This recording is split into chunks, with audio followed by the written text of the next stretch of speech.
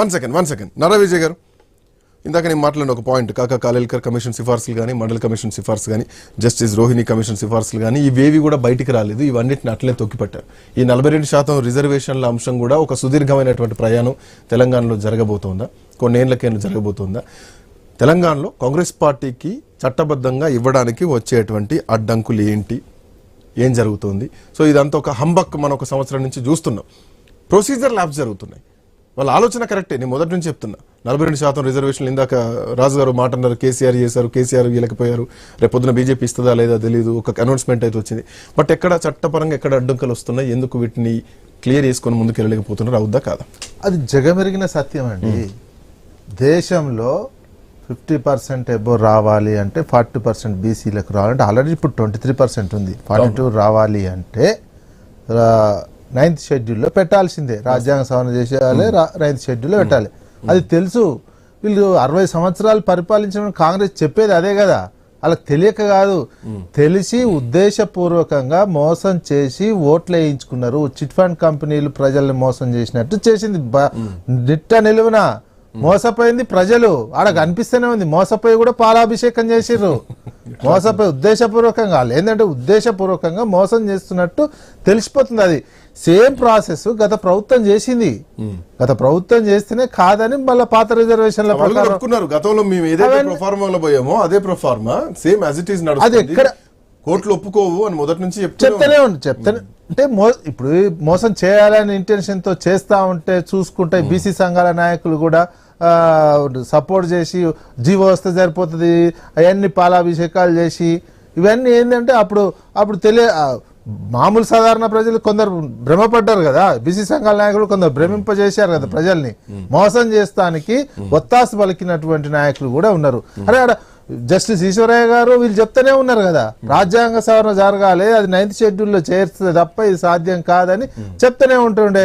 ఆ మాట వింటలేరు కదా. రేవంత్ రెడ్డి చెప్పిందే నమ్ముతున్నారు. రిజర్వేషన్ సంబంధించి టెక్నికల్ ఇష్యూస్, లీగల్ ఇష్యూస్ మనం సంవత్సర కాలం నుంచి మాట్లాడుతూనే ఉన్నాం. దాని పరిణామాలు ఏంటో కూడా చూస్తున్నాం. ఇచ్చినటువంటి హామీలకు ఏం అడ్డం వస్తుంది? బడ్జెట్లో 20,000 కోట్ల రూపాయలు ఖర్చు చేస్తామన్నారు. 2 బడ్జెట్లలో కేటాయించింది, 2 కలిపి చెప్తున్నా. దాటిలో ఎంతవరకు ఖర్చు పెట్టారు, ఎంత కేటాయించారు అని ఇంతవరకు కాంట్రాక్ట్లు ఇస్తా ఉన్నారు. మంత్రి పదవి కల్పిస్తా ఉన్నారు, లేదు ఇవ్వలేకపోయారు. ఉన్నదే 3 బీసీ మంత్రులు. ఆ బీసీ మంత్రులు కొన్ని కాంట్రవర్సీలు నడుస్తున్నాయి. ఉన్నోళ్ళకు ఉద్వాసన, కొత్త వాళ్ళని తీసుకొస్తారేమో అన్నటువంటి వాదనలు వినిపిస్తున్నాయి. ఇవన్నీ 2 సంవత్సరాల పరిధిలోనే. బీసీ విద్యార్థులకు ఎట్లాంటి ఆంక్షలు లేకుండా ఫీజు రియంబర్స్మెంట్ అన్నారు. ఇప్పుడు మొత్తం రియంబర్స్మెంట్ల కోసం కాలేజీలు బంద్ చేసుకునే పరిస్థితులు ఏర్పడుతున్నాయి. ఇది మోరోవర్ ఏంటంటే రిజర్వేషన్ గతంలో కాంగ్రెస్ పార్టీ తీసుకొచ్చిందే వైఎస్ఆర్ కాలంలో. సో అదే సిద్ధాంతాన్ని ఇవ్వలేకపోతున్నారు. అంతే కదా పాయింట్. చిత్తశుద్ధి లేదనేది మోసం చేయడం. ఇందులో రిజర్వేషన్ల మోసము, ఈ చేతులలో చేసే దాంట్లో మోసము. మోసం చేయడమే నమ్మిస్తూనే ఉన్నారు కదా. ఇంకా బీసీ సప్లాన్ కూడా నమ్మించి నమ్మకం మోసం చేస్తా ఉంటే మోసపోయేటోళ్ళకు ఉండాలి తప్ప మళ్ళీ వాళ్ళకు పాలాభిషేకాలు చేయడం అంటే అది అవమానకరమే కదా. ఫస్ట్ నుంచే ఎప్పుడైతే చెప్పి ఈ చట్టం తెస్తాం, ఈ ఆర్డినెన్స్ ఇదంతా అప్పటి నుంచే అన్ని బీసీ సంఘాలు చిత్తశుద్ధి లేదా, ఇది వేస్ట్, ఇదన్నీ చెప్పి వ్యతిరేక ఆందోళన చేస్తే ఒళ్ళు దగ్గర పెట్టుకునే అటువంటి వాళ్ళు ఈ ప్రభుత్వం ఉండేది. ఇష్టం ఉన్నట్టు సపోర్ట్ చేసి పాలాభిషేకాలు, పూల బొకేలు, శాల్వాలు కప్పగానే ఉబ్బిపోయి ఇంకా మోసం చేస్తూనే ఉండే.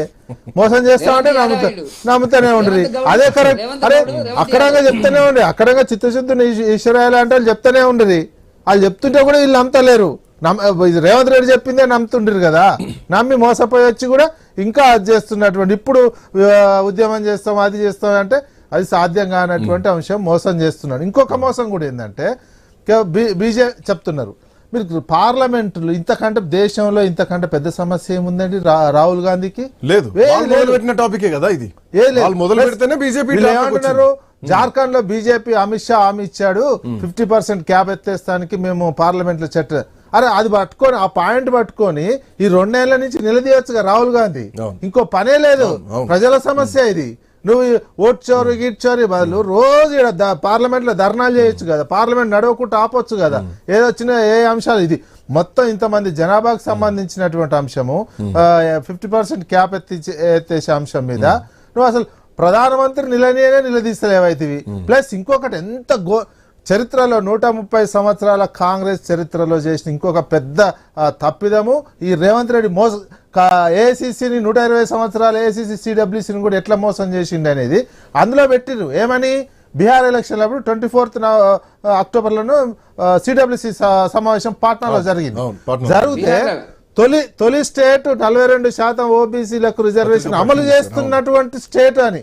అది అమలైన అదండి ఇప్పుడు కాంగ్రెస్ వాళ్ళు చెప్పాలి, చూపియాలా పత్రికా ప్రకటన సిడబ్ల్యూసి తీర్మానం స్టిల్ ఇంకా ఉంది. స్టిల్ వెబ్సైట్ లో ఏఐసిసి వెబ్సైట్ కి పోయి చూడండి, పాట్నాలో ఉన్న తీర్మానము ఉంటది.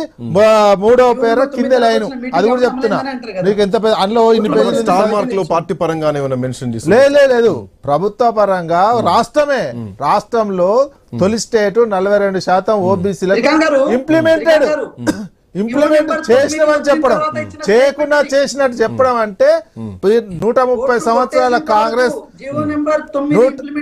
130 సంవత్సరాలు అప్పటికి జీవో కూడా రాలే. ఆ రోజుకి 9వ నెంబర్ జీవో కూడా రాలే. మీరు సిడబ్ల్యూసి తీర్మానం చేసే రోజుకి చేసిన తెల్లారో వచ్చింది జీవో. ఆ జీవో కూడా ఈ రకమైనటువంటి మోసం చేస్తుంటే 130 సంవత్సరాల కాంగ్రెస్ చరిత్రలో ఇంత పెద్ద తీర్మానం మోసం అనేది అయితే లేనే లేదు. కాంగ్రెస్ పార్టీ పుట్టిన కానించి తెలుగుదేశం నుంచి వచ్చినటువంటి వ్యక్తి నిట్ట నిలువున రాహుల్ గాంధీని మోసం చేసిండు, మోసపోతున్నారు కాంగ్రెస్ పార్టీ అనేది క్లియర్ గా తెలుస్తుంది.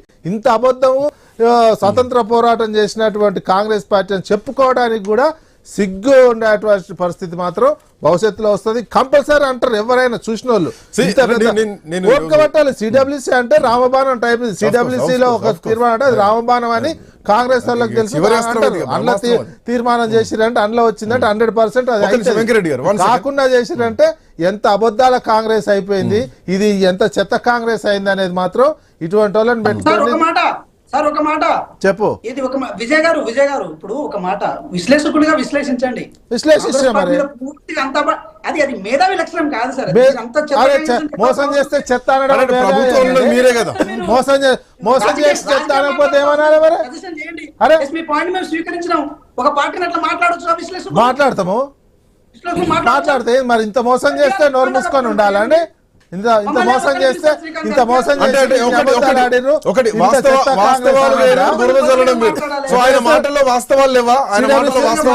తీర్మానం పెడతారు సిడబ్ల్యూసీలో రాహుల్ గాంధీ తీర్మానంలో ఆ పాయింట్ ఉందా లేదా రిజర్వేషన్లకు సంబంధించిన నాకు అవకాశం ఇవ్వండి. ఆయన డేట్లు మార్చినంత మాత్రాన ఎవరు మార్చారు మాట్లాడదాం పాయింట్ తీసి పెట్టాడు. ఒక చిన్న బ్రేక్ తీసుకుందాం. బ్రేక్ తర్వాత డిబేట్ విల్ బి కంటిన్యూడ్.